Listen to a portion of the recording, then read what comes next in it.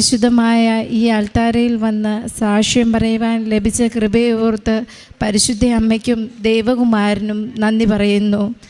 എൻ്റെ പേര് സോണിയ. ഞാൻ കോട്ടയം ജില്ലയിൽ മണർകാട് സെൻറ്റ് മേരീസ് പള്ളിയിൽ ഇടവകാംഗമാണ്.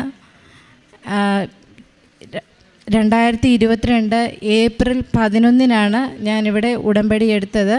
ഉടമ്പടി എടുക്കുവാനുണ്ടായ സാഹചര്യം എൻ്റെ 4ാമത്തെ കുഞ്ഞിന് വേണ്ടിയാണ് ഞാനിവിടെ വന്ന് ഉടമ്പടി എടുത്തത്. എനിക്ക് 4 സിസേറിയൻ ആയിരുന്നു. അതിൽ 3ാമത്തെ സിസേറിയൻ ഒരല്പം കോംപ്ലിക്കേഷൻ ഉള്ളതായിരുന്നു. 8ാം മാസത്തിൽ എനിക്ക് വളരെയധികം കൺട്രാക്ഷൻ ഉണ്ടാവുകയും എനിക്ക് എൻ്റെ സ്കാർ വിട്ടുപോകുന്ന ഒരു സാഹചര്യം ഉണ്ടാവുകയും ചെയ്തു. അത് വളരെ അത്ഭുതകരമായി ഞാൻ അന്ന് ആ ഹോസ്പിറ്റലിൽ എത്തപ്പെട്ടതായിരുന്നു. എൻ്റെ കുഞ്ഞിന് ഒരു പനി പോലെ കണ്ട് യാതൊരു ഇതുമില്ലാതെ ഞങ്ങൾ പെട്ടെന്ന് ആ ഹോസ്പിറ്റലിൽ ചെന്നു. കുഞ്ഞിനെ കാണിക്കാൻ കയറിയപ്പോൾ കുഞ്ഞിന് യാതൊരുവിധ കുഴപ്പവുമില്ലായിരുന്നു. പക്ഷേ എൻ്റെ ഡോക്ടർ അവിടെ ഫ്രീ ആയിരുന്നത് കൊണ്ട് ഞാൻ ഡോക്ടറെ കയറി കണ്ടപ്പോൾ എനിക്ക് ഹെവിയറായിട്ടുള്ള കൺട്രാക്ഷൻ ഉണ്ടായിരുന്നു. ഡോക്ടർ എമർജൻസി സിസേറിയൻ പറഞ്ഞു. കുഞ്ഞിനെയുമായിട്ട് നിന്ന് എന്നെ 2 സിസ്റ്റേഴ്സ് വളരെ എമർജൻസി ആയി പിടിച്ച് ഓപ്പറേഷൻ തിയേറ്ററിൽ കയറ്റി ഓപ്പറേഷൻ ചെയ്യുകയായിരുന്നു. ഞാൻ വളരെ കരഞ്ഞുകൊണ്ടാണ് അന്ന് അവിടെ കയറിയത്. എൻ്റെ കൂടെ എൻ്റെ ഹസ്ബൻഡും കുഞ്ഞും മാത്രമേ ഉണ്ടായിരുന്നുള്ളൂ. എങ്കിലും സർജറി യാതൊരു കുഴപ്പമില്ലാതെ നടന്നു. സർജറി നടന്നുകൊണ്ടിരുന്നപ്പോൾ ഡോക്ടർ എന്നോട് പറഞ്ഞു, ഇത് എൻ്റെയും തൻ്റെയും ഭാഗ്യമാണ്. തൻ്റെ സ്കാർ വിട്ടു പോന്നിരിക്കുമായിരുന്നു. ഇൻറ്റേർണൽ ബ്ലീഡിങ് ഉണ്ടായി തൻ്റെ ജീവൻ വരെ അപകടത്തിൽപ്പെടാവുന്ന ഒരു സാഹചര്യമായിരുന്നു ഇതെന്ന് എന്നോട് പറഞ്ഞു. ഇനി ആരോടും സമ്മതമൊന്നും ചോദിക്കുന്നില്ല. തൻ്റെ പ്രസവ ശസ്ത്രക്രിയയിൽ കൂടെ തൻ്റെ ബന്ധീകരണ ശസ്ത്രക്രിയയും കൂടെ ഞാൻ ചെയ്യുകയാണ്. ഇനി ഒരിക്കലും കുഞ്ഞുങ്ങളുണ്ടാകാൻ പാടില്ല എന്ന് പറഞ്ഞു. അന്നവിടെ ചെയ്തു. 2 വർഷങ്ങൾക്ക് ശേഷം എനിക്ക് വീണ്ടും ഒരു ക്ഷീണം വന്നു. ഞാൻ ഡോക്ടറെ പോയി കണ്ടു. പീരീഡ് മിസ്സായി. അപ്പോൾ ഡോക്ടർ പറഞ്ഞു, ഇത് സാധാരണമാണ്, എല്ലാവർക്കും സംഭവിച്ചുകൊണ്ടിരിക്കുന്നതാണ്, അതുകൊണ്ട് യാതൊരു വിധത്തിലും പേടിക്കേണ്ട. താൻ പോയി UPT ടെസ്റ്റ് ഒന്ന് ചെയ്തിട്ട് വരൂ, പ്രഗ്നൻസി ടെസ്റ്റ് ചെയ്തിട്ട് വരൂ, കുഴപ്പമില്ലെങ്കിൽ ഞാൻ ഇന്ന് തന്നെ ടാബ്ലറ്റ് തരാമെന്ന് പറഞ്ഞു. ഞാനൊരു UPT ടെസ്റ്റ് ചെയ്തപ്പോൾ അത് പോസിറ്റീവായിരുന്നു. ഞാൻ വീണ്ടും പ്രഗ്നൻ്റായി. ഡോക്ടറെ കണ്ടപ്പോൾ ഡോക്ടർ പറഞ്ഞു, നമുക്കൊന്ന് സ്കാൻ ചെയ്ത് നോക്കാം.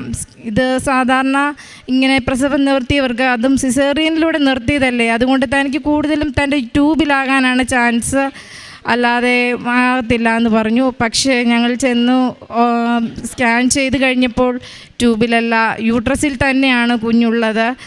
അന്നേരം ഡോക്ടർ പറഞ്ഞു, ഇപ്പോൾ ഹാർട്ട് ബീറ്റ് എടുക്കാറായില്ല, നിങ്ങൾ 2 ആഴ്ച കഴിഞ്ഞ് വരൂ. എന്തായാലും ഇത് കണ്ടിന്യൂ ചെയ്തു പോകാൻ നമുക്ക് ഒരിക്കലും സാധിക്കില്ല.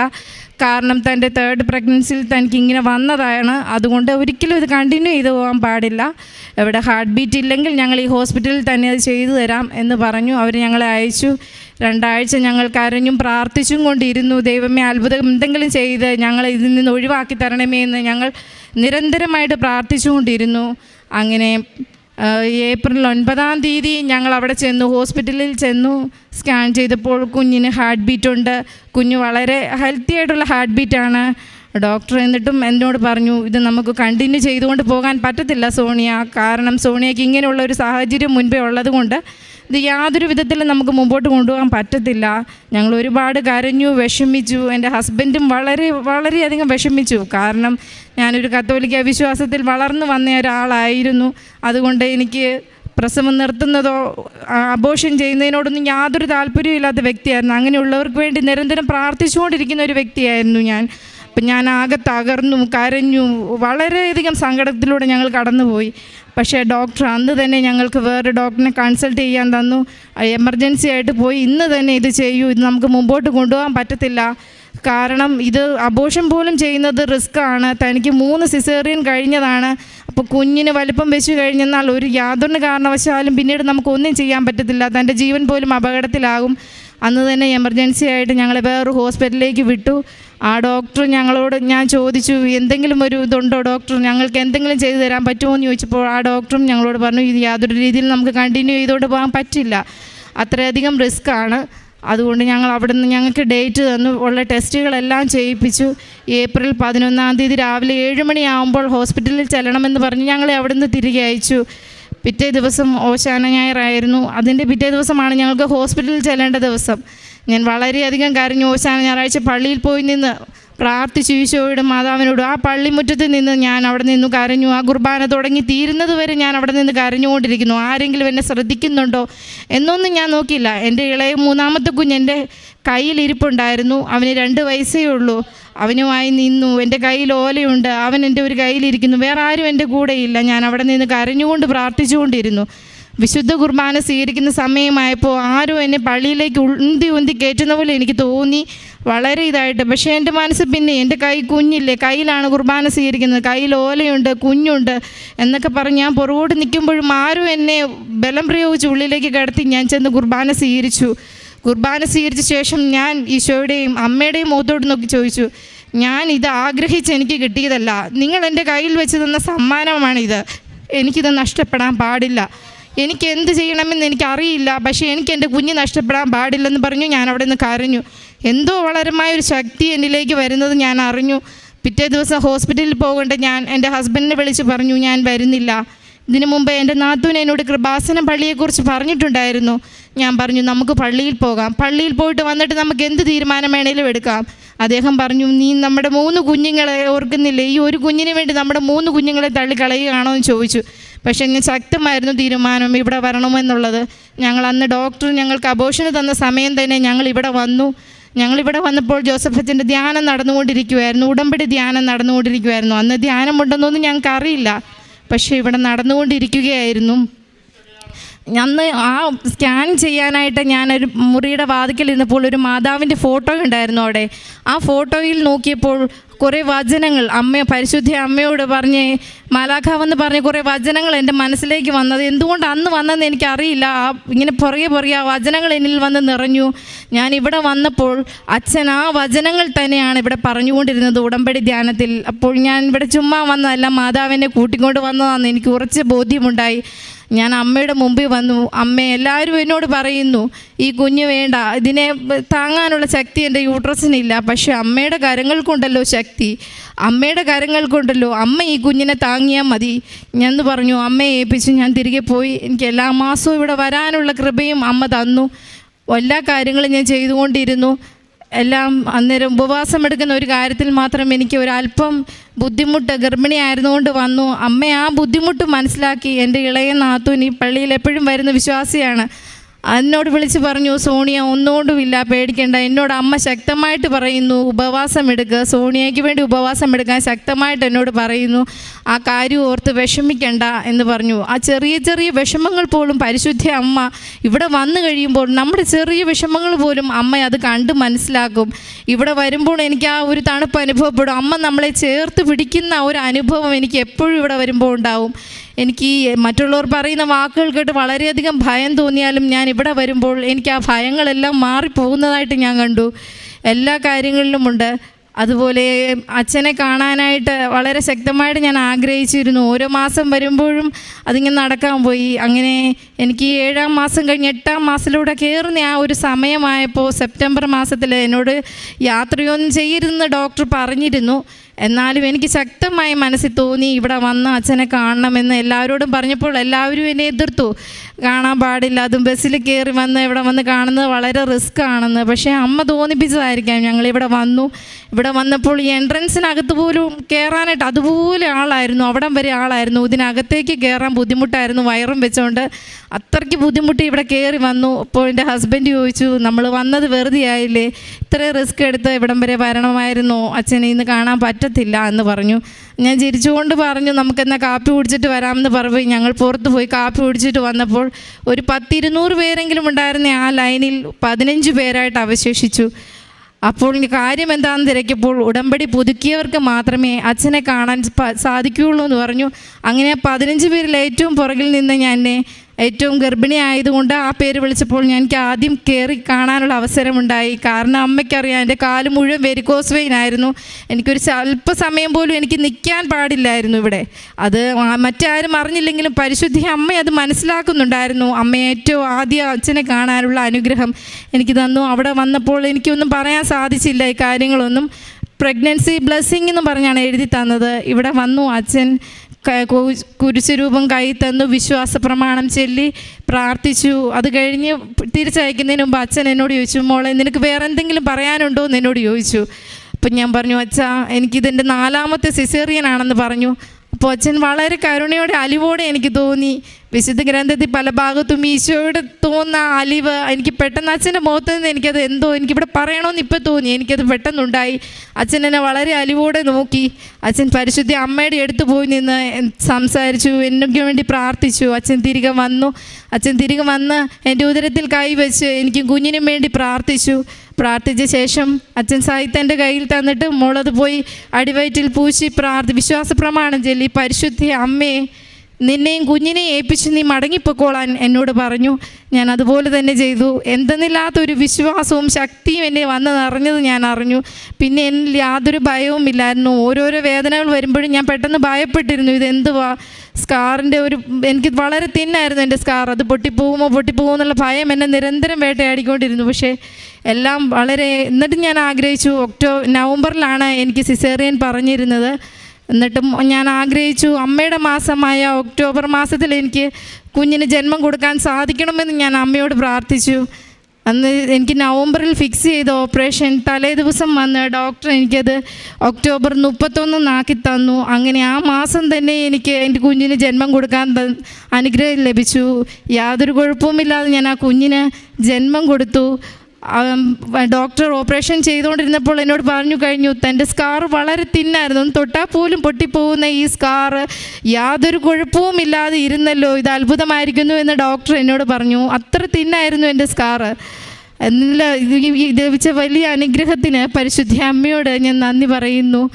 അതിനുശേഷം ഞങ്ങൾ ഡിസ്ചാർജ് ആയപ്പോൾ കുഞ്ഞിൻ്റെ പൊക്കിളിൽ നിന്നൊരു ചെറിയ ബ്ലീഡ് ഉണ്ടായി. അത് ഞങ്ങൾ ഡോക്ടറെ കാണിച്ചപ്പോൾ ഞങ്ങൾ ഡിസ്ചാർജ് ചെയ്തെങ്കിലും ഡോക്ടർ ഒരു ടെസ്റ്റിന് വിട്ടിരുന്നു. PTT അവർക്ക് ഇച്ചിരി ഹൈ ആയിരുന്നു. വൈറ്റമിൻ കെ എന്ന് പറയുന്ന ഇതിൻ്റെ കുറവുണ്ടായിരുന്നു. അപ്പോൾ ഡോക്ടർ വളരെ പെട്ടെന്ന് എമർജൻസി ആയിട്ട് ബ്ലഡ് ബാങ്കുള്ള ഏതെങ്കിലും ഹോസ്പിറ്റലിൽ കൊണ്ട് കുഞ്ഞിനെ അഡ്മിറ്റ് ആക്കാനായിട്ട് പറഞ്ഞു. യാതൊരു കുഴപ്പവുമില്ലായിരുന്നു കുഞ്ഞാണ്. അപ്പം പെട്ടെന്ന് ഞാൻ അങ്ങ് ഡിപ്രസ്ഡായി വളരെയധികം കരഞ്ഞു, വിഷമിച്ചു. അപ്പോഴും എൻ്റെ ഇളയ നാത്തൂൻ എന്നെ വിളിച്ച് പറഞ്ഞു, നിൻ്റെ കയ്യിൽ തൈലമില്ലേ, അമ്മയുടെ തേനില്ലേ, പിന്നെ നീ എന്തിനാ ഈ കരയുന്നത്, നിനക്ക് ഇത്രയും വലിയ അത്ഭുതം അമ്മ ചെയ്തു തന്നിട്ടും നീ എന്തേ ഇങ്ങനെ വിശ്വസിക്കാത്തതെന്ന് ചോദിച്ച് എന്നെ വഴക്ക് പറഞ്ഞു. ഞാനത് തന്നെ ചെയ്തു. എന്നിട്ട് ഡോക്ടറിൻ്റെ കുഞ്ഞിനെ കൊണ്ട് അന്നേരം തന്നെ ഹോസ്പിറ്റലിൽ ബ്ലഡ് ബാങ്കുള്ള ഹോസ്പിറ്റലിൽ കൊണ്ട് കാണിച്ചു. അപ്പോൾ ഡോക്ടർ ടെസ്റ്റ് ചെയ്തിട്ട് പറഞ്ഞു, ഇത് വൈറ്റമിൻ കെ കുറവുണ്ട്, ഇൻറ്റേർണൽ ബ്ലീഡിങ് ഉണ്ടാകാൻ ചാൻസ് ഉണ്ട്, എന്നാലും ഭയപ്പെടേണ്ട, നിങ്ങൾ കുഞ്ഞുമായിട്ട് പോക്കോ, ധൈര്യമായിട്ട് പോക്കോ, ഒരു കുഴപ്പവുമില്ല, 2 ആഴ്ച കഴിയുമ്പോൾ നമുക്ക് ഒന്നുകൂടെ ചെക്ക് ചെയ്യാമെന്ന് പറഞ്ഞു. 2 ആഴ്ച കഴിഞ്ഞ് ചെക്ക് ചെയ്തപ്പോൾ കുഞ്ഞിന് യാതൊരു കുഴപ്പവുമില്ല. അതുപോലെ തന്നെ എൻ്റെ ഉടമ്പടിയിൽ ഞാൻ വെച്ചിരുന്നതാണ് അമ്മയുടെ രോഗസൗഖ്യം. അമ്മയ്ക്ക് വളരെ കാലങ്ങളായി വെരിക്കോസ് വെയിൻ്റെ ബുദ്ധിമുട്ടും കാലിന് മുട്ടിൽ നടക്കാൻ പോലും വളരെ പ്രയാസമായിരുന്നു. എൻ്റെ ആദ്യ ഉടമ്പടിയിൽ ഞാൻ അതും വെച്ചിട്ടുണ്ടായിരുന്നു. അതും എനിക്ക് സാധിച്ചു കിട്ടി. അതുപോലെ സഹോദരന് 3 വർഷമായിട്ട് കുഞ്ഞുങ്ങളില്ലായിരുന്നു. അവർക്ക് ഒരു സ്ഥലത്ത് ഒരുമിച്ച് നിൽക്കുവാനോ കുഞ്ഞുങ്ങളാകുവാനോ ഉള്ള കൃപയില്ലായിരുന്നു. ഈ 2 കാര്യം ഞാൻ എൻ്റെ ഉടമ്പടിയിൽ വെച്ചിരുന്നു. അത് രണ്ടും എനിക്ക് സാധിച്ചു കിട്ടി. ഈ മാർച്ച് 9-ാം തീയതി എൻ്റെ നാത്തൂനൊരു പെൺകുഞ്ഞിന്, ആരോഗ്യമുള്ളൊരു പെൺകുഞ്ഞിന് ജന്മം കൊടുത്തു. അതുപോലെ തന്നെ എൻ്റെ ഉടമ്പടി പുതുക്കിയപ്പോൾ ഞാനൊരു കാര്യം വെച്ചിരുന്നു. എൻ്റെ വിവാഹം കഴിഞ്ഞിട്ട് 12 വർഷമായി. 2010-ലായിരുന്നു വിവാഹം. 12-ൽ ഞങ്ങളൊരു ധ്യാനം കൂടാൻ പോയപ്പോൾ ഒരു അച്ഛൻ ഞങ്ങളോട് ചോദിച്ചു, ബാർ ഹോട്ടലിലാണ് എൻ്റെ ഹസ്ബൻഡ് ജോലി ചെയ്യുന്നത്, ഷെഫായിട്ടാണ് ജോലി ചെയ്യുന്നത്, എന്നാലും ചോദിച്ചു, ബാറിലെ ജോലി നിനക്കൊന്ന് മതിയാക്കി കൂടെ എന്ന് ചോദിച്ചു. അന്ന് തൊട്ട് ഞാൻ എൻ്റെ മനസ്സിലതൊരു കരടായിട്ട് കിടന്നു. ഞാൻ അന്ന് തൊട്ട് പ്രാർത്ഥിക്കുന്നുണ്ടായിരുന്നു, ഈ ജോലി ഒന്ന് മാറിക്കിട്ടണം, അവിടെ നിന്ന് ജോലി മാറിക്കിട്ടണമെന്ന്. ഇത്രയായില്ല. ഇവിടെ വന്നപ്പം ഇത് ഒരിക്കലും നടക്കാത്തൊരു പ്രാർത്ഥനയല്ലേ, അതുകൊണ്ട് ഇവിടെ ചുമ്മാ ഒന്ന് വെച്ച് നോക്കാമെന്നോർത്തു. എൻ്റെ ഉടമ്പടി പുതുക്കിയപ്പോൾ ഞാനതിവിടെ വെച്ചു. ഞാൻ വീട്ടിൽ ചെന്ന് വണ്ടിയിൽ നിന്ന് ഇറങ്ങുന്നതിന് മുമ്പ് എൻ്റെ ഹസ്ബൻഡ് എന്നെ വിളിച്ച് പറഞ്ഞു, ഇതുപോലെ എനിക്കൊരു റെസ്റ്റോറൻറ്റിൽ നിന്ന് എന്നെ വിളിച്ചിരിക്കുന്നു. അവർ പറഞ്ഞു, പുതിയതായിട്ട് നടന്ന റെസ്റ്റോറൻ്റാണ്, അത് ഓപ്പണാക്കി തരണം, അതിന് ഇനി അത് നഷ്ടമാണെങ്കിൽ പോലും തനിക്ക് 1 വർഷത്തേനുള്ള സാലറി അഡ്വാൻസ് ആയിട്ട് തന്നേക്കാം, തന്നെ അവിടെ വന്നേ പറ്റുള്ളെന്നും പറഞ്ഞ് എൻ്റെ ഹസ്ബൻഡിനെ നിർബന്ധിച്ചു. ഒരിക്കൽ പോലും 10 വർഷമായിട്ടും മാറാതിരുന്ന പുള്ളി പെട്ടെന്ന് തന്നെ ഇവിടെ ഞാനൊരു ഉടമ്പടി എഴുതി വെച്ചു. വീട്ടിൽ ചെന്നപ്പോഴത്തേക്കും അതിൽ വന്ന് എന്നെ വിളിച്ച് പറഞ്ഞു, ഓഗസ്റ്റ് 1-ാം തീയതി തൊട്ട് അവിടെ ജോയിൻ ചെയ്യണമെന്ന് വിളിച്ച് പറഞ്ഞു. അങ്ങനെ നിരവധിയായ ഒരുപാട് അനുഗ്രഹങ്ങൾ മാതാവിൽ ഞങ്ങൾ തന്നു, ചെറിയ ഒരുപാട് അനുഗ്രഹങ്ങൾ. അതെല്ലാം ഇവിടെ പറയാൻ പോയാൽ സമയം ഒത്തിരിയാവും. ഈ എല്ലാ അനുഗ്രഹങ്ങളെയും ഓർത്ത് പരിശുദ്ധ അമ്മയ്ക്കും തിരുക്കുമാരനും കോടാനുകോടി നന്ദികൾ പറയുന്നു. സോണിയ മനു കോട്ടയത്ത് നിന്ന് വന്ന ഈ സഹോദരി പറഞ്ഞ വലിയൊരു സാക്ഷ്യമാണ് നമ്മളിപ്പോൾ കേട്ടത്. അത് സോണിയ 2 പ്രാവശ്യം സിസേറിയൻ ആയിരുന്ന് 2 കുഞ്ഞുങ്ങൾക്ക് ജന്മം കൊടുത്ത്, അത് കഴിഞ്ഞ് 3-ാമത്തെ കുഞ്ഞിനും ജന്മം ഗർഭിണിയായിരുന്ന സമയത്ത് അതിൻ്റെ ഇളയ കുഞ്ഞിനെ ഡോക്ടറിനെ കാണിക്കുവാനായിട്ട് അങ്ങ് ഹോസ്പിറ്റലിൽ ചെന്നാണ്. അവിടെ ചെന്നിരിക്കുമ്പോൾ ഇവരെ സാധാരണ കണ്ടുകൊണ്ടിരിക്കുന്ന ഡോക്ടർ ഗർഭിണിയാണല്ലോ. അപ്പോൾ ആ ഡോക്ടർ ഫ്രീ ആയിട്ട് അവിടെ ഇരിക്കുന്നത് കണ്ട് എന്നാൽ ഒന്ന് കണ്ടു കളയാമെന്ന് വിചാരിച്ച്. പക്ഷേ വേറൊരു കാര്യം കൂടി ഉണ്ടായിരുന്നു. അന്ന് രാത്രി, മുമ്പിലത്തെ ദിവസം രാത്രി എന്ന് പറയുന്നത് വല്ലാത്ത ഒരു വയറിനൊരു വേദനയും ഒരു കൺട്രാക്ഷനും ഉണ്ടായിരുന്നു. അതായത്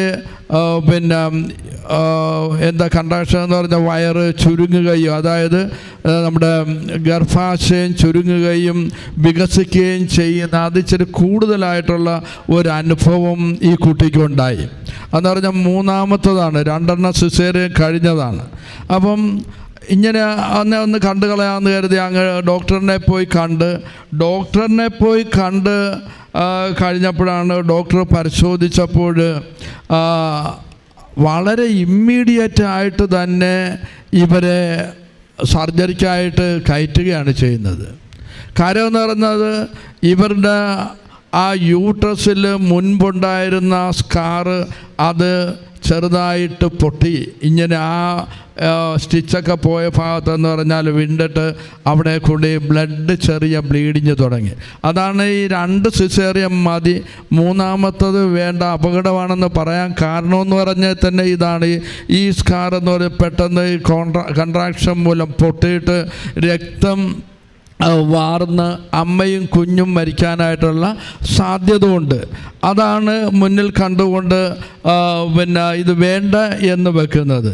ഇവിടെ ഈ ഡോക്ടർ പിന്നെ വേറെ ഒന്നും ആലോചിച്ചില്ല. ഉടനെ അതായത് ഓൺ ദ സ്പോട്ടിൽ തന്നെ ആരുടെ അനുവാദം കൂടാതെ തന്നെ ഇവർ ഓപ്പറേഷൻ തിയേറ്ററിലേക്ക് കയറി തയ്യാറായി നിൽക്കുകയാണ്. ഈ മകൾ അവിടെ ചെല്ലുമ്പോൾ ഡോക്ടർ റെഡിയായി നിൽക്കുകയാണ്. പിന്നീടാണ് ഇതിൻ്റെ പേപ്പറുകളൊക്കെ ഒപ്പിട്ടൊക്കെ വാങ്ങിക്കുന്നത്. അപ്പോൾ അത്ര കണ്ട അപകടമുണ്ടായിരുന്ന ആ ഇതിലെന്ന് പറഞ്ഞാൽ ഇത് ഓപ്പറേഷൻ ചെയ്ത് കുട്ടിയെ എടുത്ത് അതൊക്കെ കഴിഞ്ഞിട്ട് ഇവർ വീട്ടിലേക്ക് പോവുകയാണ്. അപ്പം ഇതല്ല പറയാനായിട്ടുള്ളത്. ഇത് കഴിഞ്ഞ് ഏകദേശം ഒരു എത്ര നാൾ കഴിഞ്ഞപ്പോഴാണ് അടുത്ത 2 വർഷം കഴിഞ്ഞപ്പോൾ ഇവർ വീണ്ടും പ്രഗ്നൻ്റ് ആകുകയാണ് ചെയ്തത്. വീണ്ടും പ്രഗ്നൻ്റായി. അവിടെ പ്രഗ്നൻ്റായി കഴിഞ്ഞപ്പോൾ ഉടനെ തന്നെ അപ്പം മറ്റേ 3-ാമത്തേലെന്ന് പറഞ്ഞാൽ പ്രസവം നിർത്തിയതാണ്.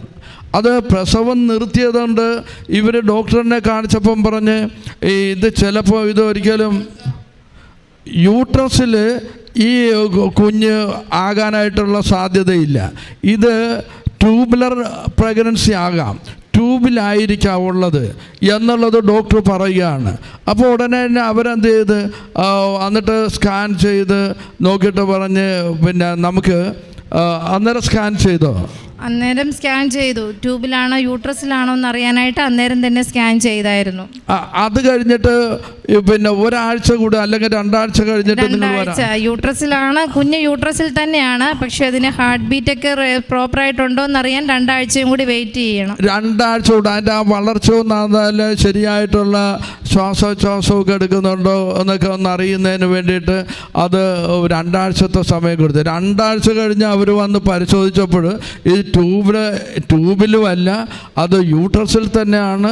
ആ കുഞ്ഞിനെന്ന് പറയുന്നത് നല്ല ആരോഗ്യമുള്ള, നന്നായിട്ട് അത് ശ്വാസോച്ഛ്വാസമൊക്കെ എടുക്കുന്ന ഹാർട്ട് ബീറ്റ് എന്ന് പറയുന്നത് ഒരു കുഴപ്പമില്ലാതെ വളരെ നന്നായി അത് എടുക്കുന്നത്. അപ്പം പക്ഷേ ഉടനെ തന്നെ ഇവരിത് പറഞ്ഞ് ഇതും ആയിട്ട് മുന്നോട്ട് പോകരുത്. ഇവിടെയാണ് പ്രശ്നം തുടങ്ങുന്നത്. അതായത് ഈ കുഞ്ഞ് ഈ ഗർഭാവസ്ഥയിൽ ഇതിങ്ങനെ മുന്നോട്ട് പോകരുത്, ഇത് അബോർട്ട് ചെയ്യണം, ഇല്ലെങ്കിൽ ഈ കുഞ്ഞും തള്ളയും മരിക്കാനുള്ള സാധ്യത ഉണ്ട്. ഇത് കേട്ടപ്പോൾ അവർക്ക് വലിയൊരു വിഷമം തോന്നി. എന്നിട്ട് അതിന് അബോർഷനുള്ള ഡേറ്റ് കൂടെ കൊടുത്ത്, ആ ഡേറ്റ് എന്ന് പറയുന്നത് ഒരു പ്രത്യേക ദിവസത്തിൻ്റെ പിറ്റേ ദിവസമാണ്. ഏതാണ്? ഓശാന പിന്നെ ഞായറിൻ്റെ പിറ്റേ ദിവസമായിട്ടാണ് ഈ അബോർഷൻ്റെ ഡേറ്റ് കൊടുത്തത്. ഭർത്താവുമായിട്ട് ആലോചിച്ച് അത് കഴിഞ്ഞപ്പോൾ ഇവർക്ക് ഈ അബോർഷൻ ചെയ്യുക എന്ന് പറയുന്നത്, അത് യൂട്രസിൽ വളരുന്ന ഒരു കുഞ്ഞിനെ കൊല്ലുക എന്ന് പറയുന്നത് ഇവർക്ക് അത് സങ്കല്പിക്കാൻ പോലും പറ്റുന്നില്ല. അതുകൊണ്ട് അവർ 3 ഡോക്ടർമാരുടെ ഒപ്പീനിയൻ കൂടെ പിന്നീട് തേടുന്നു, പുറത്തുള്ള വേറെ. അവരും പറയുന്നത് ഇത് തന്നെയാണ്, അബോർഷനെ മാർഗമുള്ളതെന്ന്. അത്